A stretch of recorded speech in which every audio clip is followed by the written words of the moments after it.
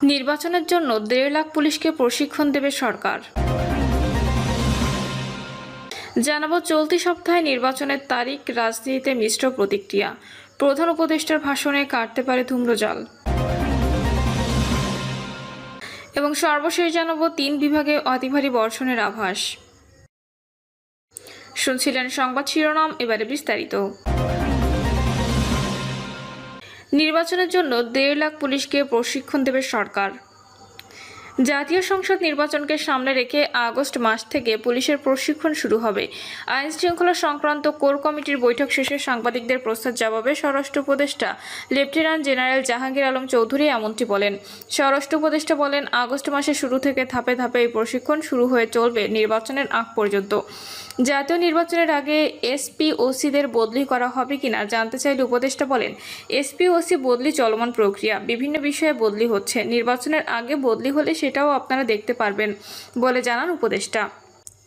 চাঁদাবাজদের বিরুদ্ধে দেশব্যাপী চিরুনি অভিযান প্রসঙ্গে জানতে চাইলে উপদেষ্টা বলেন, চাঁদাবাজ যত বড়ই হোক, যে দলেরই হোক, কোনো ছাড় নয়। তিনি প্রশ্ন করে বলেন, গুলশানে চাঁদাবাজিতে কি ছাড় দিয়েছি? কেউই ছাড় পায়নি, পাবে না।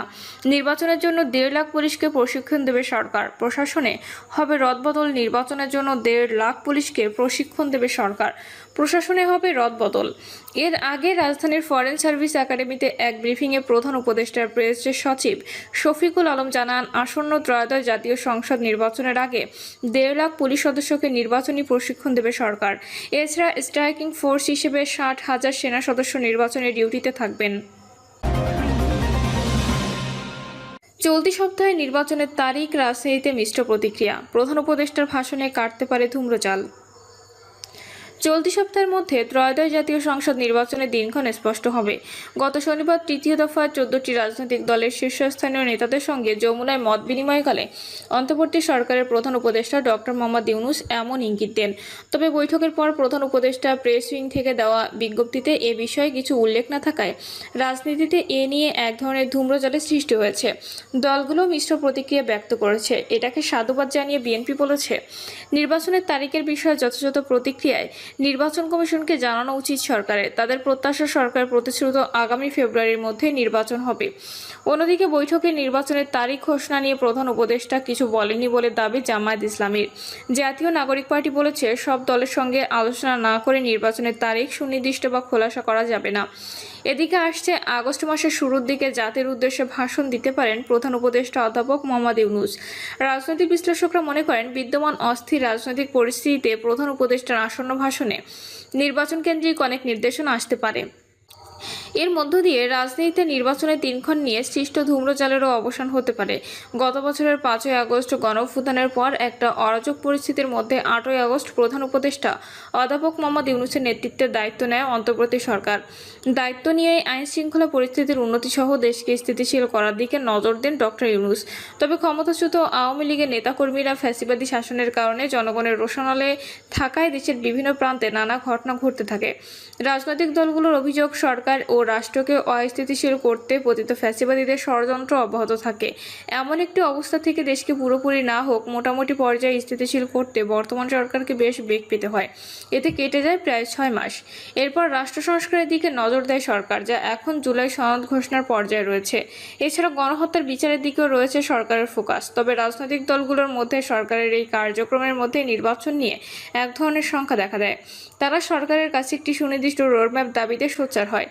এর পরিপ্রেক্ষিতে গত 6 জুন ঈদুল আজহার আগের দিন জাতির উদ্দেশ্যে দেওয়া ভাষণে প্রধান উপদেষ্টা বলেন, জাতীয় নির্বাচন 2026 সালের এপ্রিলের প্রথমার্ধে অনুষ্ঠিত হবে। তবে বিএনপি সহ ফ্যাসিবাদ বিরোধী যুগপৎ আন্দোলনের মিত্ররা এই ঘোষণায় সন্তুষ্ট হতে পারেনি। তাদের দাবি, ঝড় বৃষ্টি, পাবলিক পরীক্ষা সহ নানা কারণে নির্বাচনের জন্য এপ্রিল উপযুক্ত সময় নয়। তবে ঈদুল আজহার পর গত 13 জুন লন্ডন সফরে প্রধান উপদেষ্টা অধ্যাপক মোহাম্মদ ইউনূসের সঙ্গে বিএনপির ভারপ্রাপ্ত চেয়ারম্যান তারেক রহমানের বৈঠকের পর নির্বাচন নিয়ে স্বস্তি প্রকাশ করে বিএনপি। ওই বৈঠক শেষে যৌথ বিবৃতিতে ঘোষণা আসে, সব প্রস্তুতি সম্পন্ন করা গেলে আগামী বছরের রমজান মাসের আগে অর্থাৎ ফেব্রুয়ারির প্রথমার্ধে নির্বাচন হতে পারে। কিন্তু পরবর্তী সময়ে এই ব্যাপারে সরকারের তরফ থেকে নির্বাচন কমিশনকে আনুষ্ঠানিকভাবে কোনো বার্তা না দেওয়ায় নির্বাচন নিয়ে আবারও এক ধরনের অনিশ্চয়তা প্রকাশ করে বিভিন্ন দল। কোনো রাজনৈতিক দল নির্বাচন বিলম্ব করার চেষ্টা চালাচ্ছে বলেও অভিযোগ আসে বিএনপির তরফ থেকে।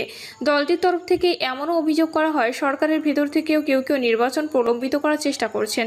এমন অবস্থায় গত 8 জুলাই প্রধান উপদেষ্টার প্রেস সচিব শফিকুল আলম এক সংবাদ সম্মেলনে বলেন, ত্রয়োদশ জাতীয় সংসদ নির্বাচন ফেব্রুয়ারি অথবা এপ্রিলে হবে।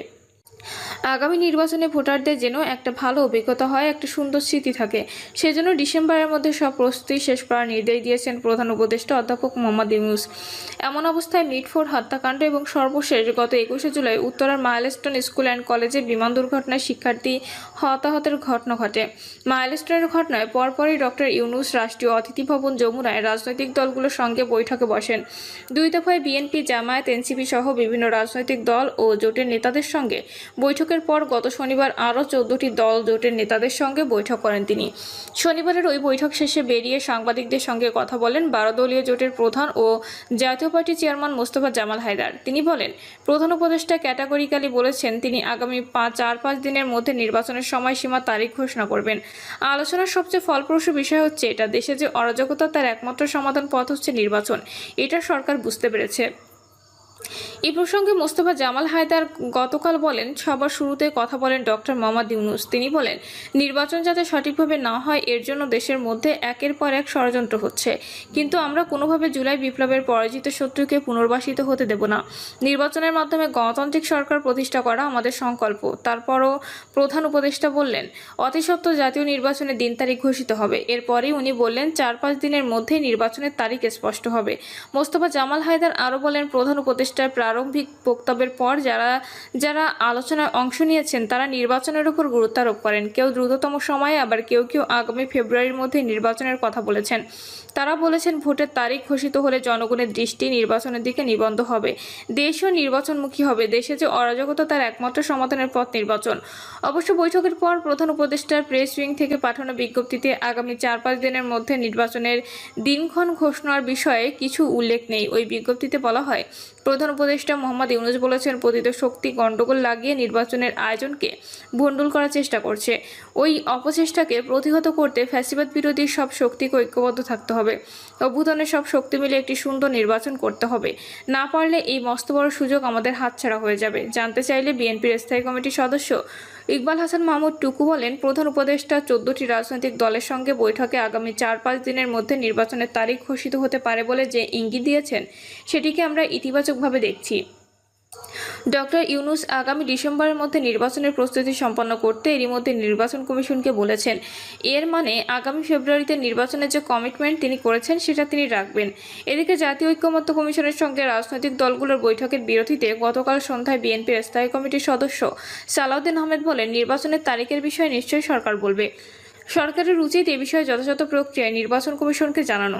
কমিশনের সঙ্গে বৈঠকের বিরতিতে জামায়াতের সহকারী সেক্রেটারি জেনারেল হামিদুর রহমান আজাদ বলেন, নির্বাচনের তারিখ ঘোষণা নিয়ে প্রধান উপদেষ্টা কিছু বলেননি।